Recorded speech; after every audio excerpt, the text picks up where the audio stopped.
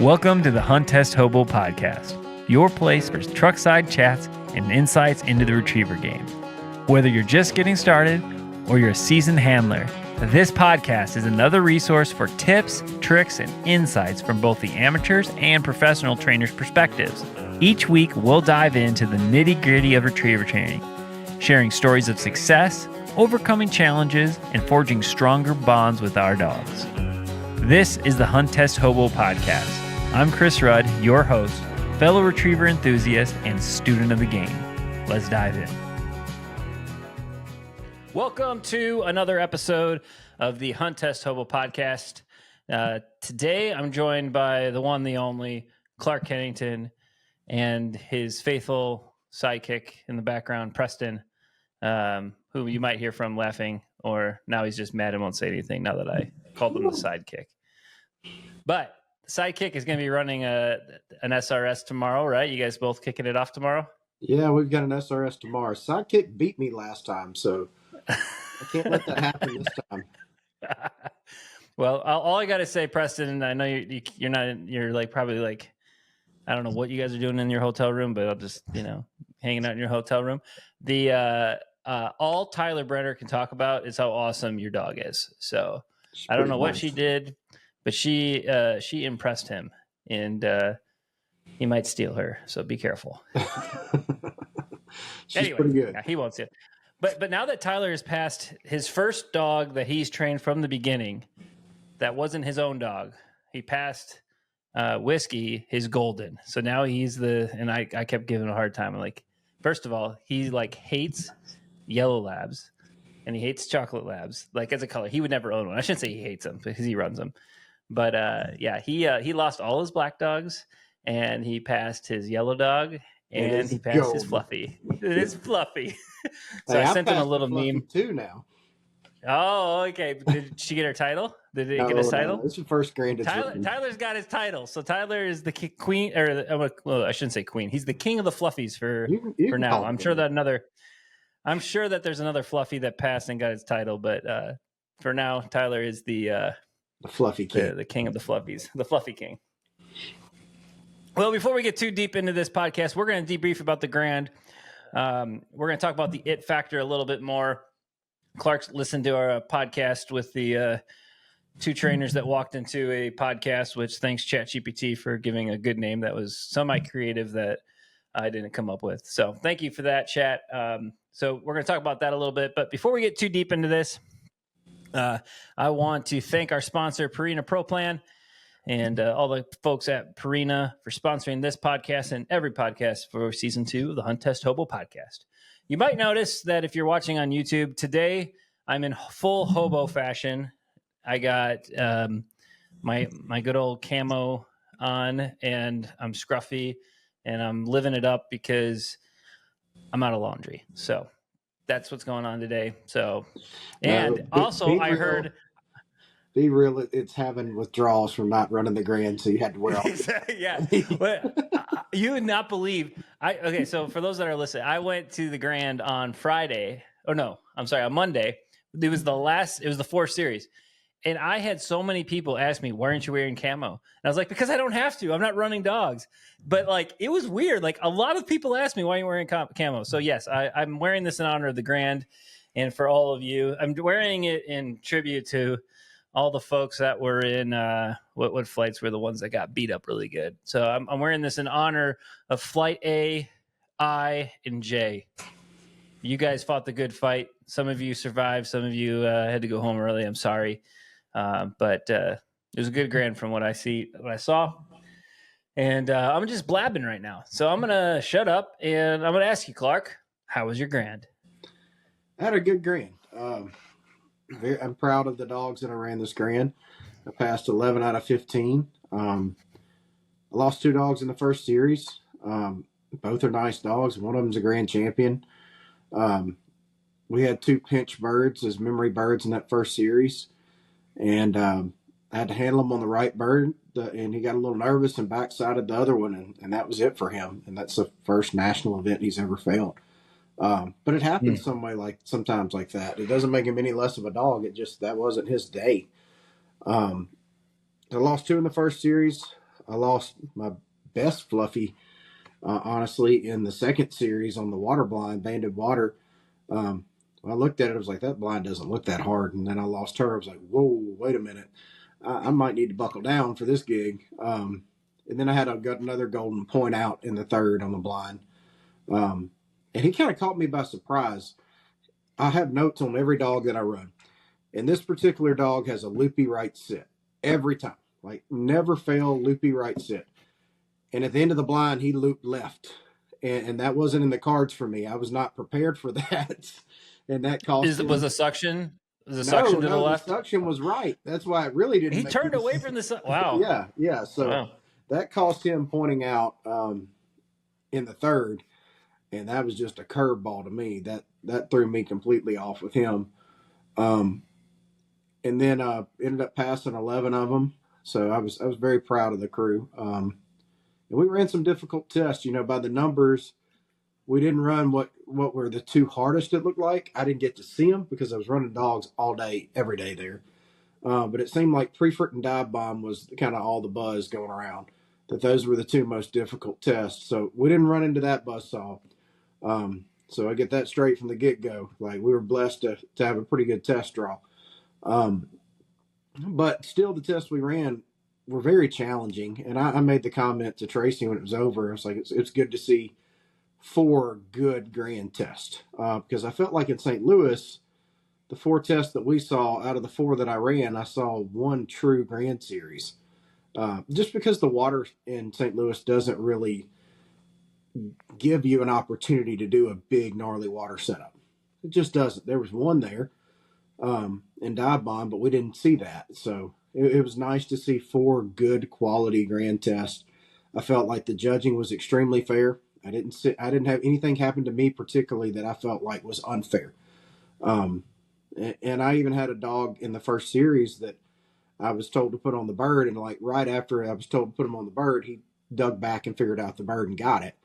And they weren't wrong for that. And I told him, look, I wasn't ignoring you guys. I just want you to know that. He was turning to go back, and he figured it out. It was better for me to let him get it rather than kindling and having an opportunity for something to go wrong.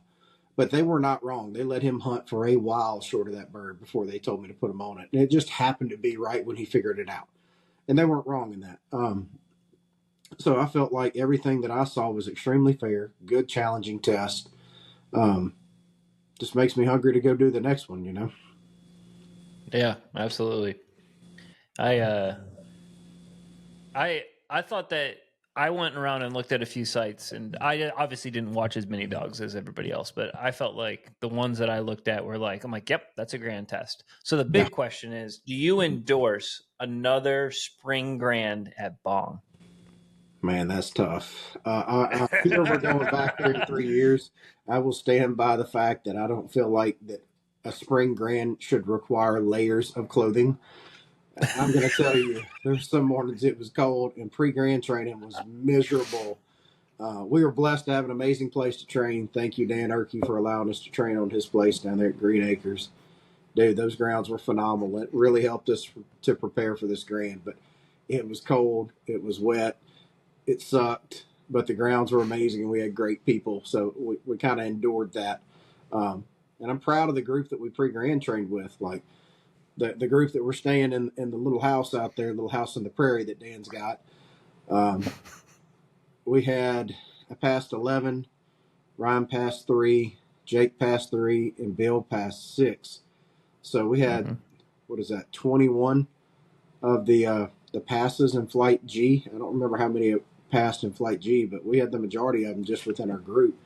So I'm very proud of that fact too. We rooted each other along the whole way, trying to help each other be successful. So yeah, there was 37 dogs passed. So we had 21 of them in our training group. Yeah. So that's pretty darn good. Cool. Well, and I'll just say this. I got numbers in front of me. These are unofficial numbers. I got numbers from Cody. And then I got numbers from, I'm going to say his name wrong, but it's Cody Grisanti, I think. Yep. I've met him a few different times. He's a really good dude. I'm just terrible with names. So Cody sent me his spreadsheet of the numbers. And then I actually got previous grands from Jason Thompson, who sent me those. And he told me when he sent them, he's like, hey, some of these are just like, it's just the passes. Then other grands, he's got like a whole, like what each flight did, what each series did. But the numbers that Cody sent me for this grand, I played with and had some fun with. So we'll talk about that in a little bit. But I want to stick to a little bit more of like what your grand experience was like. Was there anything that you were like, whoa, I wasn't expecting that? Oh, well, first of all, I have a different question, because you made me think of like the sitting the different directions. Have you ever had a dog that sits one way on land and a different way on water consistently? Not often. I have seen dogs that will turn toward the suction and water every single time, and they may not on land. That's not a super common thing. Well, Autumn does that. I've been doing swim by for 2 weeks now, and she turns right in the water and left on land. That's what odd. The heck is that about? That is weird. Maybe, I'm like, I'm like gonna have those. The autistic child. I might have. I should have picked Dash. Is what I'm thinking right now. I'm just kidding. No, both are doing great. But when she started doing that, I'm like, wait. Like the first time she did, I said, don't do this to me. And then she kept doing it. And now it's been like 5 days of this. I'm like, I'm gonna have to just remember one way on land and one way on water. That's so weird. Yeah, I have little note cards. The back of our numbers, I write all the notes on it. And I can remember right now off the top of my head, I had the majority of my dogs turned right on the whistle. I had 2 that turned left, and then I have 1 that turns with their momentum. And I always keep that, and I look at it right before I go to the line. So it's a good bit of information to have when you're having to challenge a difficult water blind or a difficult land blind. Until they turn the opposite way of they always turn, and then that kind of screws up the whole program when you're trying to attack a blind in a certain way. Yeah. I'm curious when you ran Winter, what you had for her card, because as she's gotten older, she predominantly turns left, but she definitely turns with the momentum. I think it was momentum. It's been so long since I ran her, I don't remember. Oh yeah, I'm not actually like trying to drill you. I was like, I've never heard of anybody calling it momentum until just now, and I'm like, that's exactly what she used to do. But now she predominantly turns left as she's gotten older. Yeah.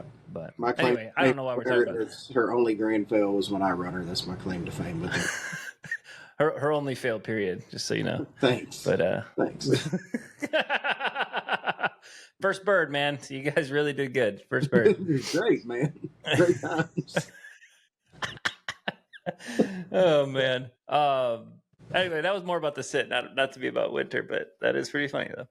Anyhow, yeah. So 76%, right? Is that what we figured it out to be? Was that what I figured it out to be?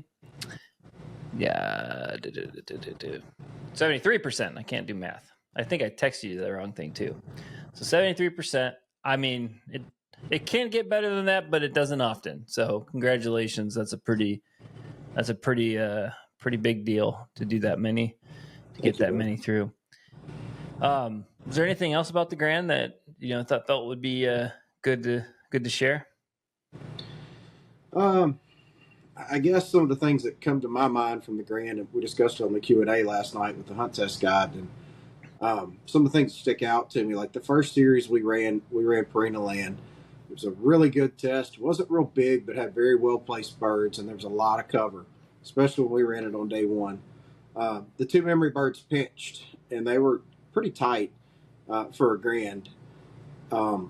And the dogs couldn't necessarily see exactly where the bird fell. They'd see it go up, and it would disappear behind cover.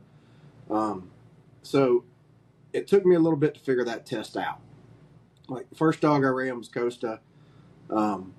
The wind was blowing left to right for us when we started, so they would wind the go bird and route to it. Like it was kind of hard to screw that bird up. There were dogs that did, but it was kind of hard to when we ran because the wind was giving it away earlier in the day.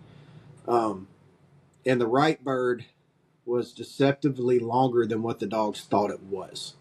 And I figured that out real quick with Costa because he hunted short. There's a little knoll they had to go over, and he hunted that knoll until they finally told me to put on the bird. And about that time, he figured it out, went back there and got it. Middle bird pinched into it, and it was thrown across a mowed strip. So the line to get it when we ran was you needed to stay in the tall cover outside of the mark so you could wind it. and it was more of, I felt like that test that day was more of a point and shoot test more than necessarily a marking scenario with the cover that we had. And I had to figure out that on the right bird, I needed to point the dogs directly at the bush that the winger was in that was throwing the mark.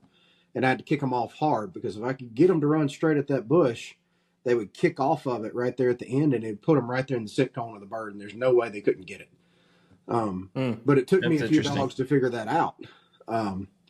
So that stands out to me. And then when we got to banded, it had murdered the flight before. Or before we get to banded, like, besides time and just trust with the dog, what are you doing that's allowing you to point and shoot on stuff like that?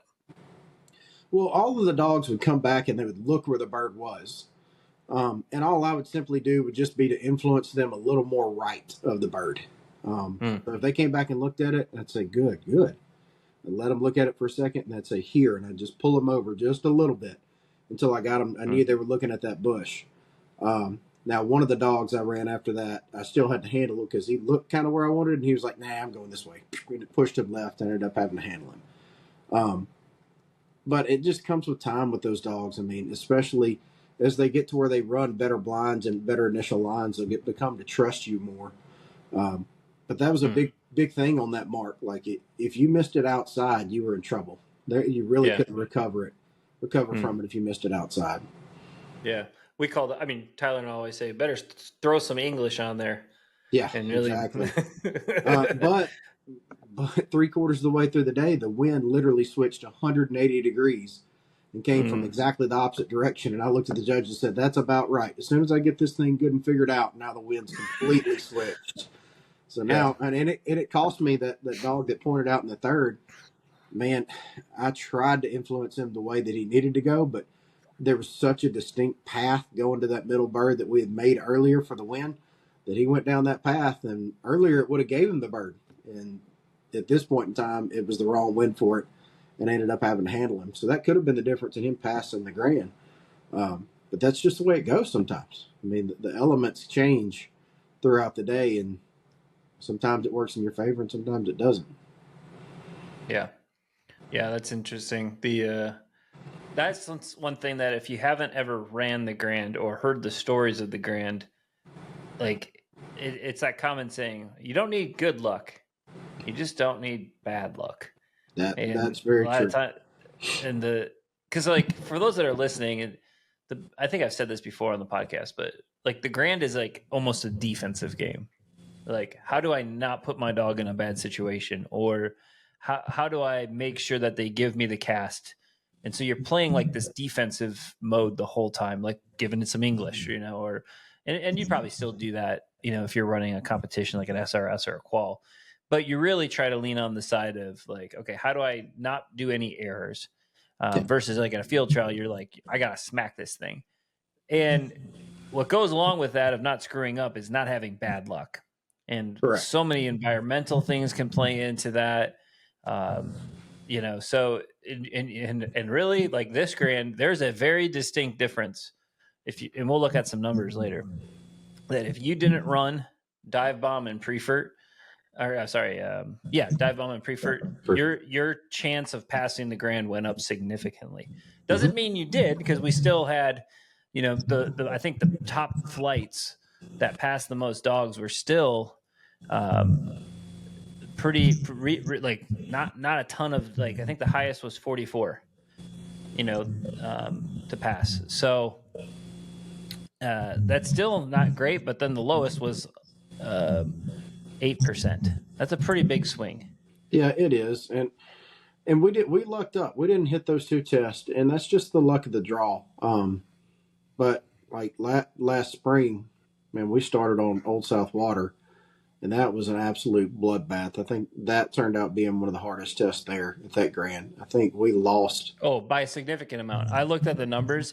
That test had a 50% pass rate compared to the next closest was like 70 or like 69% or something. And that's just the luck of the draw. I mean, you're running the Grand. You're going to win some, you're going to lose some when it comes to that. And that's just the nature of the beast nowadays. I drew that Old South Water day one last spring. I was blessed not to lose any dogs at it, but I had a good many ones coming out of it. But I mean, it was just a bloodbath, and it wasn't the judges. I mean, it was just a really difficult test in a flooded cornfield. That the left mark was very deceiving to the dogs. It was longer than what it looked to them, and they'd hunt short. And then the middle bird, after you got the other two marks, I mean, it took some guts to get out there and go get it. And also with the cross one we had, they had to really fight that to stay where they needed to be able to get the mark. It was just a really difficult test. That's just the luck of the draw in this game. I was blessed this time that I didn't have to run those two, because I'm sure it would have had some casualties on my end, just like it did everybody else. So you're starting to talk about banded. So what was some of the things that you learned or did different at banded? So when we were in banded, the flight before us, the blind just ate them alive. And when we walked down there and looked at it, I was like, that just looks like a blind we'd run every day in training. It doesn't look that hard. And I ran my best golden first. She got moved to the front. I don't know how that happened or why, but she just did. And she got on that point and built a house on it and was not coming off. So it had my attention at that point in time. And I was like, I got to bear down and focus on this gig. And there was a lot of people blowing a ton of whistles on that blind because it was difficult. And they really wanted you to challenge the blind. And they made that very evident. So the line to the blind is you didn't necessarily get on the point, but you kissed it. Like you had to get close to it. And once you got past the point, if you got left of the line to the blind, there really wasn't much recovery because you'd lose sight of the dogs. Or even if you could see them, they were in running water and we were running directly into the wind at that blind. Like Punch got ones on that blind simply because I had 2 whistle refusals in a row in that lunging water where he couldn't hear me. I cast him left to challenge the blind and he crossed the line to the blind. And when I blew the whistle, he hit that lunging water and he didn't hear it. I blew it again. He didn't hear it. The third time he heard it and stopped. And I got one beautiful Hail Mary cast out of there all the way to the stake from there. But it was a wing and a prayer at that point. But what I did on that series after I ran that first dog and I was hearing all these whistles, I put my earbuds in and I was listening to music and I go sit in the home blind. And I couldn't hear anything that was going on up there. It was just me and the dog. And we just hung out, loved on each other, petted. I tried to make sure that dog was as relaxed as it possibly could be when we went up there to run that blind. Because sometimes I feel like they feed off of our energy. And if they're super wound up and nervous, it can make them make mistakes that they normally wouldn't make. Or maybe not give us what we normally expect out of them. So that's what I did from that point on in that series and pretty much through the rest of the Grand. That's kind of my routine. I put my earbuds in, I listen to music, I zone the world out, and it's just me and that dog.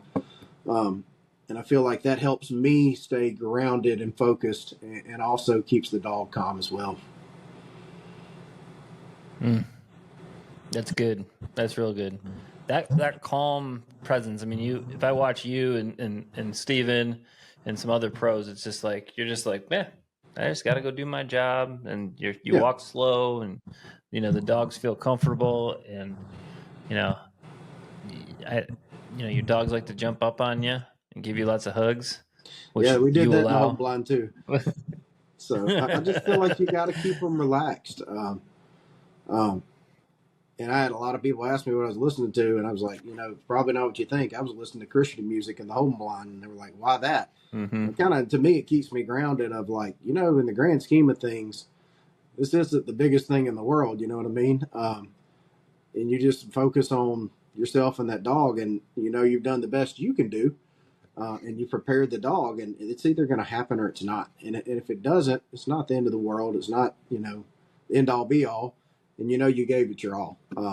So that's kind of my routine, and it seems to have worked for me. Yep. Well, let's dive into some numbers. So I'm going to preface this with these numbers mean absolutely nothing. Like, if you passed the Grand, congratulations. If you didn't, try again next time. But I do find it really, really interesting, and I'm a spreadsheet nerd. And I remember I was walking around Menards and I texted you like, "Hey, do you see my my strength of schedule calculator that I made?" And you're all excited. I was like, no. I was all excited. And you're like, "No." I'm like, well, look at it. And I was like, and he's like, "Why'd you do this?" I said, "Because I like spreadsheets." So if you're like me, and you like spreadsheets, maybe you'll find some of this information interesting. So like I said, Cody sent me this, and this is just from this grant. I'm going to highlight some key numbers. You might have seen these on Facebook if you looked, but we'll just go through some numbers here. All right, so let's do the sites first. So this is how many that like per test. This is the percentage that passed that test per flight. So this doesn't mean like well, that's just what it means. So each time, 78% passed, like Avery Water, for example. 78%. Purina, land, 76%. Then here's Banded, the one that you talked about, which was 66%. What's interesting about Banded is the first flight lost 40 dogs. That's a lot. 40 dogs in the first series. And then it kind of tapered off. So the next series, when you guys ran it, there were 11, next flight ran it, there's 11 dogs lost. 11 dogs lost. And then again, 20 dogs was lost in flight E. So what that tells me is kind of two things. One is there's probably a significant weather factor that could be playing into that with that first flight that went through it. And as you said, the wind shifted. That can make it all the difference in the world in a series. So that's possible. And then just the specific dogs that were running that series, or ran that series and that flight at that point in time. Maybe they like if that blind was the big deal, maybe those dogs, overall struggled with blinds. But then we'll jump. So that was 66%. Then we got Gunners Up, which was 85%.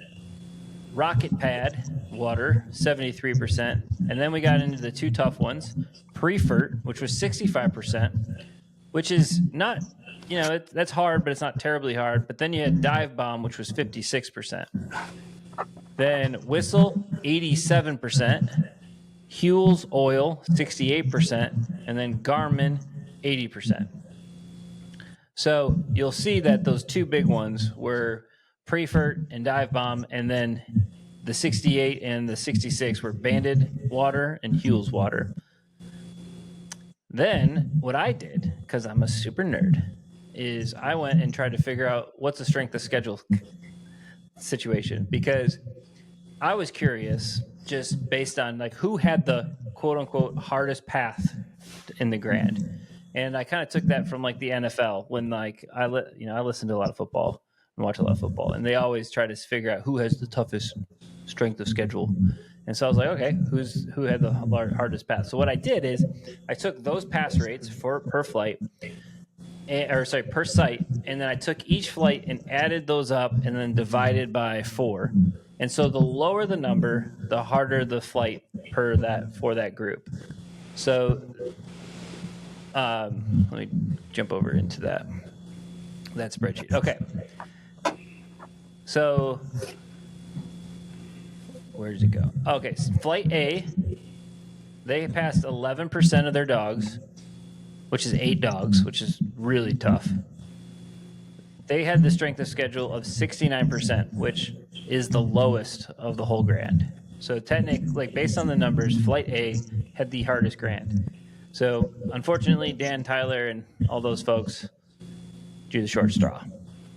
Then we have Flight B, that had 73, which was exactly the average. So if I added all these numbers up, 73 was the average. Then Flight C was 78%. Technically, they had the easiest Grand. Then Flight D, 76. Flight E, 85. Flight E is 75. I think I said 85. Flight F, 76. Flight G, 75. Then we got into H, which had 72%, and then I, 70%, and J, 70%. And so you'll see that anybody that hit those two sites of Prefert and Dive Bomb had a pretty tough schedule. So my buddies Jeremy Legg and Steve Eric, and then Steven all kind of through their flights unfortunately got beat up pretty good. So I'm only saying all this because I find it pretty interesting that's just based on the paths that all those flights went through. So I don't know if there's anything more to add to that. I think I could come up with some more calculations if I got more grands to like create some sort of compensation of difficulty. Like, well, if you pass this many dogs, then your curve, like they used to do in I don't know if did you ever get graded on a curve in college? Oh yeah, it normally benefited me. Yeah, so I figured I could figure that out because the other thing that I got super nerded out on, and John Robertson told me about this, and he's trying to decide who he's going to breed Kate to, and he's been going into retriever results. Well, I just thought retriever results was a magazine. Well, no. If you pay that fee, you get a whole bunch of data.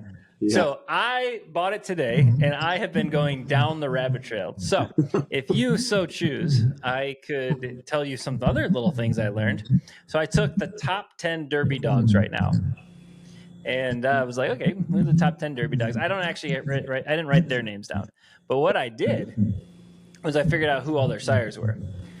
So just random. Everybody asked me, like, who should I breed my dog to? I don't know if you guys want to actually breed, because these would cost like $1 million to breed to. But here are the top sired, or the top 10 Derby dogs and who sired them. Like I said, I don't have the names. I just have the place, like the ranking. So number 1, NSC Watermarks Running It Back, Emmett. Number 2, NFC Floyd. Number 3, NFC Fox. Number 4, FC Jamachi's Hollandary Jammer. Sorry, I scribbled that because I wasn't planning on talking about this in the podcast, so I apologize. What'd you say? Kenny Trott runs him. That's a Holland puppy. It goes back to True Mark's Holland days. Yeah, that dog's number 4. Then another NFC Fox. Number 5, NFC Floyd. Number 6. Then number 7, not FC, just no title, Idaho's Ducks and Bucks. Number 8, NFC Floyd. Then number 9 again, Idaho's Ducks and Bucks, but it's the same handler. So he has 2 Derby dogs. So I don't know who that sire is. And then FC Taquan's Jackin' the Risk. And then I did the top 25. And I just said, okay, so how many have sired 3 or more of these dogs in the top 25? Floyd had 4. Fox had 3, the only those 3 that we mentioned, or those 2 that we mentioned plus 1 more. And then Blue had 3. And then there was no other 3s. So that Blue dog's pretty good from what I hear. He throws some pretty good dogs. So anyway, if you're a nerd like me, geeked out on the stats, and I'm really concerned that you're drinking bourbon and I'm not right now. Well, you know what? Life ain't fair. So let's just keep on going. All right. So talking about that was that was a nice transition into the it factor. So I'm assuming you were bored. That's the only reason you listen to the podcast. You're bored driving to the Grand, and I get a text message. I want to talk about the it factor next time on the podcast. And I was like, okay. So we're here. What did you want to say? Well, my thoughts were the it factor, in my opinion, is going to be relevant to the dogs that you've run, and it's going to be different with every person and every handler, like what that it factor is and what percentage of dogs have it. And Jake said something about dogs that give you effort every single day. And that is one of the big keys to being what I call having the it factor. Like, you can't have the it factor if that's not one of their traits or characteristics. But the it factor is going to vary in what you're doing. This certain dog may have the it factor for running the Grand and be an incredible HRC Grand dog, and it could be one of the best ones that's ever done it. doesn't necessarily mean it's going to have the it factor for somebody else that's doing something different.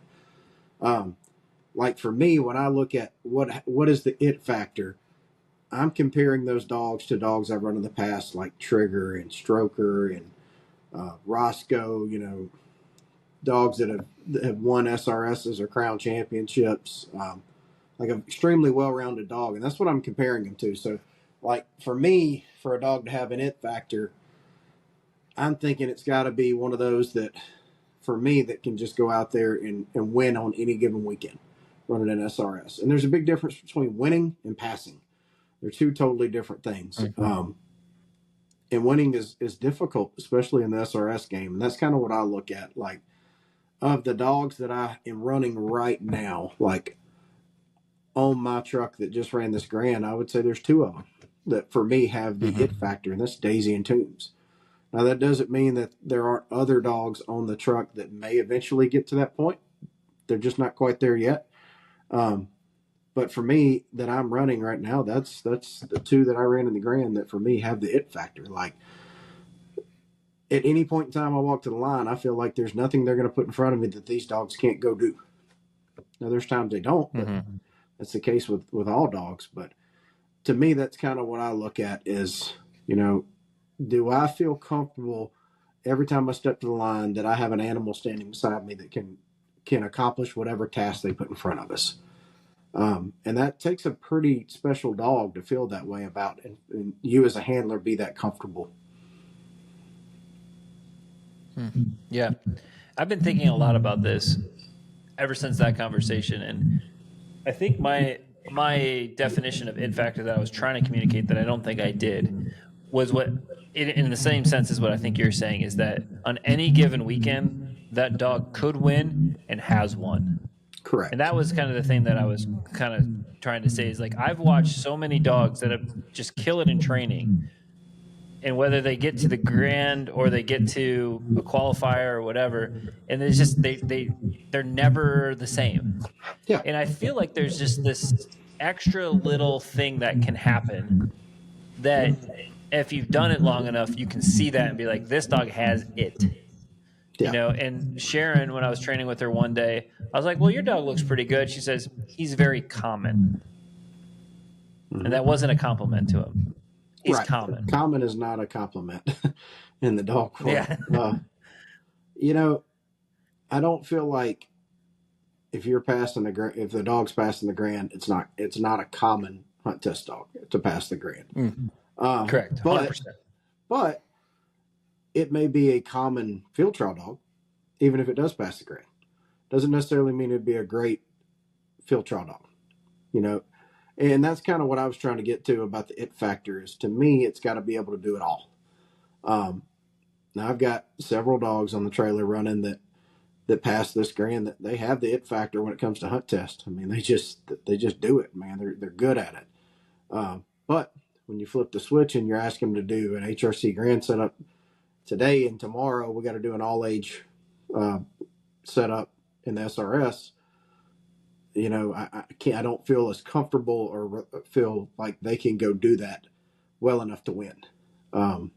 Yeah. And I mean, Toombs was kind of in the same boat you were just talking about, a year or two ago. And we had a big discussion on a podcast about it. And he was killing it training and stuff. And then he went into slump training too. But even when he was killing it training, the stars just never would align when we go to run an SRS. I mean, that dog has some of the worst luck I've ever seen with a dog. Like, just things wouldn't go right. And even when they did go right, he just didn't put it together. And a lot of the times we have to be patient with the dogs that we see that potential in and let them grow into what they can be. And then you'll finally start to see that it factor come out. Yeah, absolutely. And so for me, like, I'm always trying to think about, all right, how do I put together the best pairing? Or what dogs do I look for? And I used to always feel like, hey, a grand breeding would be good enough. And I'm not saying that isn't true. Like, Winter was a grand breeding, and I believe that when I walk to the line, that any given test, qual, you know, we have a good shot of doing this. Like, we have a good shot of winning, placing, whatever. And like, I believe she has that it factor to me. But she's a grand breeding. But she comes out of an NFC as a grandfather, and then her grandfather on the other side is Patton, you know, NFC Patton. So she's got the field trial guts in her, and she loves that work. But my point is that I'm starting to think like, okay, as I start to try to put together these pairings, I feel like it's really important that there's multiple wins, because that proves that not just one day that dog was the best, but throughout time, they've proven consecutively that they could. That doesn't mean they're going to throw off offspring that win, but I feel like you're definitely stacking the deck in your favor. See, my perspective on breedings is different than a lot of people's. Like, pedigree is important, and it means something. However, to me, I'm more focused on the cross between the parents, the characteristics and traits. Like, you can breed two dogs that have the history of winning, like you're saying, but you may breed fire to fire, and now you've got this dog that is so wound up that it mentally cannot control its emotions to be able to be successful in the field until they're way later on in life, just because they're so wound up. Like, they've got that hamster running in their head 1,000,000 miles an hour all the time because they're so excited to work. And they may mark lights out for a while, but to me, I will take a dog that is extremely intelligent and a mediocre marker over a strong marker that's not very intelligent any day of the week. Any day of the week. And I feel like the dog that's super intelligent and is a mediocre marker is going to beat that exceptional marker more times than not, because they're able to process things. They're able to figure things out faster. Like, let's take, for example, running SRS stuff, and we start doing the retired guns, short retired, long retired, or whatever. I just don't believe that there are dogs that truly mark what blade of grass a bird's by all the time. I just don't. I feel like the dogs that are winning all age stakes, you know, the all age stakes are so hard. Very rarely are you going to have a dog that just goes out there and pins everything that wins. It just doesn't happen because the setups are so difficult. The dogs that are winning, who are the ones that get out there, get themselves in a little trouble, and figure it out faster than the dog before. Does that make sense to you? Oh yeah. So I feel like intelligence is such a key part in building and having a super nice dog. So when I'm looking at breedings like the Winter Stroker breeding, I'm looking at Winter's a fire-breathing dragon. She marks extremely well. She has all these good characteristics. Well, what are her flaws? Well, she is a fire-breathing dragon, and she can get wild as hell sometimes, and sometimes her feet are outrunning her brain if she gets in trouble. That's her. If she gets in trouble, that's what it is. So when you breed Stroker to her, what are Stroker's flaws? Well, he doesn't necessarily have all that super high horsepower, but what he does have is he's extremely intelligent, and he is a very big-time player. So I look at Winter is filling Stroker's weaknesses, and Stroker is filling Winter's weaknesses, so that if we get the cross we're looking for, we should have a complete dog. To me, that's more important than the actual pedigree within itself. And if I don't know the dogs personally, it's really hard for me to say that, yeah, that's the litter I want to get one out of. I'd rather stick with things that I know personally, that I know what that puppy should have. So how do you do that when you don't have the opportunity, for those that are listening, when you don't have the opportunity to know everything about those dogs? What do you do? Research it. Call people that do, try to figure that out. And a lot of the time it's up to the people that are breeding them. Like, people that have called me to breed the Stroker in the past, first thing I ask is, what's the female like? And if they don't tell me it's a fire-breathing dragon maniac, I immediately tell them, look, this isn't the dog you need to breed to. Just point blank, we're looking to better the breed. He needs to be bred to something that's hot. And that's what throws the best puppies. We bred them to ones that aren't, and they're not as good. So I feel like, do your research. Ask the people who run the dogs and the owners, what are their, not necessarily how good of markers they are, what are their temperaments? What's their strengths and weaknesses? And try to find something that lines up to where each parent is strengthening the weaknesses of the other. Good stuff. That's what Toombs came from. I mean, Bailey, his mother, if you've watched the SRS, that you can't get much hotter than that. I mean, she's a lot. And that's what Toombs was exactly what we were looking for out of that. You know, a very level-headed, intelligent dog that had the horsepower to go get the big bird, and we got it. So, That's a good way to put it. A very intelligent dog, but still wants to go get the big bird. yeah, still has the drive and desire to go get the big bird. Yeah, very cool. Well, Clark, we're coming up to 45 minutes. Is there anything else that you wanted to add about the it factor that we haven't covered? There are dogs that show up on game day versus training. And you can see that in some. I don't have any right now that I per se there's that, but I have had them in the past. Like, man, training wise, they'll be just like, man, this dog's just not doing. I'm having to get on to him every single day or her every single day for this or that. And then when you take them to a test, it's like a whole different creature. So sometimes you can't base a dog's potential just by what it's doing training. For whatever reason, man, some of them, when they get in that environment, it's a different creature that comes out in them, and they reach to another level. Trying to think of one I can think of in the past. Stroker's mother, Nab, was kind of that way. Like training, sometimes, a lot of the time, she could just be a defiant little heifer, and then whatever reason, you get to the SRS, and the flip would switch, and boy, she was ready to go. It wasn't because of lack of effort or drive to want to do it training wise. She was just like, I'm going to do it my way. But you know, there's some dogs like that as well. That's interesting. So it's the opposite of what I expected. I expected a dog that was like kind of like, I don't really care about training, but then like, you know, and is kind of down on themselves. But then when they get to the test, they get freed up, and then they really just do it. You're saying it's kind of the opposite. She was the opposite of that, which is very weird. But that's just the way. That's not normal, right? No, that's not normal. No, not at all. And then I've also seen the flip side, like dogs that just don't enjoy training very much, and then when you get them to a test, it's like, where did this animal come from? I had a dog years ago named Jet. He passed away with one grand pass. He should have had his grand title, but we got him to the upland for a second grand, and he was an upland hunter.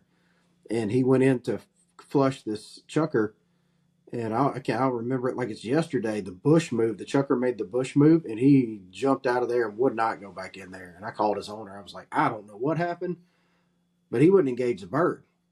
And I told him, I said, like, when he got close to the bush rattled, and he ran away. He said, I know what happened. When he was a puppy on my property, he was running around, and he went into a bush, and a water moccasin bit him when he was a puppy. So from that day forward, I didn't even know this. If he gets around something and a bush moves, he'll get out of there. But Jet, I would too. Jet, ironically, with the name Jet, he got in no hurry to do anything HRC wise. So if it was a lane test that took 6 minutes a dog, it might take Jet 12 to 15.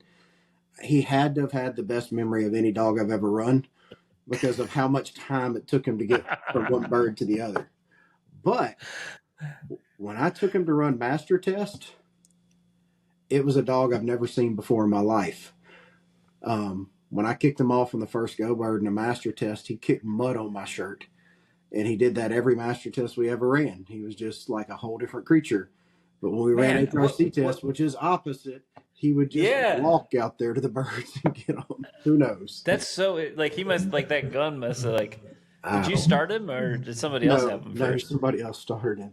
I mean, they must have done some stuff with a gun or something. I don't know, man, but it was different. And that first day that he almost broke in the master test and he kicked mud on me, I was like, where in the hell did this come from? Because I've never seen this animal before. Oh, man. Yeah. That's good stuff. All right, well, we better wrap this up. Thanks for joining, and appreciate you spending some time, and good luck tomorrow and throughout the week at the SRS up in Wisconsin. For those of you that'll follow, well, it'll be over by the time this podcast comes out. So hopefully we already know that you won. You and Toombs. Who are you running? You running Daisy too? Yeah, Toombs, Daisy, Breck, Punch. Breck? Breck, B-R-E-C-K. Oh, I was like, Brick. I'm like, I don't know, man. That's like an Angel Reese thing or something, you know? Rip, Sully, Jimmy, and Hoagie. So we'll see how it goes. Hoagie was actually my best dog running the Grand, like by far. And that's kind of a funny story. Like up till this year, Hoagie really struggled to remember a third bird. Like he's got 2 national plates. And I don't think he remembered a third bird in any series of those nationals. He would just go where I pointed him and he'd find the gun and he'd find the bird. But for whatever reason this year, he finally remembered or learned how to count past 2. And he's remembering 3 and 4 birds now. Oh, okay. That was my next question. He's going to remember 5 for the SRS this weekend? Well, he got 4th earlier this year in an SRS. Nice. But things were kind of on our side because they threw all the marks and note off of them in multiple series and ran 2 blinds and then go get them. So nobody remembered where the birds were. And Hoagie is an excellent point and shoot dog. Like he will go where you tell him to go. So that really worked in our favor at that SRS because, we're all in the same boat. Nobody remembered the birds. And I had a dog that was really good at going where I told him to go. So it's funny how that works. We'll see how it turns out for him. He needs 1 more point to qualify for the crown. And he's really turning into a nice dog. 2 years ago, I was like, he's good, but I don't know if he's going to turn into great. But now he's really turning it on. So, if I beat Preston or Lyle with Hoagie, I'm going to order a Hoagie roll outfit they got to train dogs in. So hopefully Hoagie can get it done for us. Yeah. So Lyle is driving up to join you guys. I wasn't sure with. Yeah, he's up here now. Very cool. All right. Well, thank you to Purina, ProPlan, and Purina for sponsoring this podcast. And Clark, again, thank you and good luck. Thank you, bud. Enjoyed it.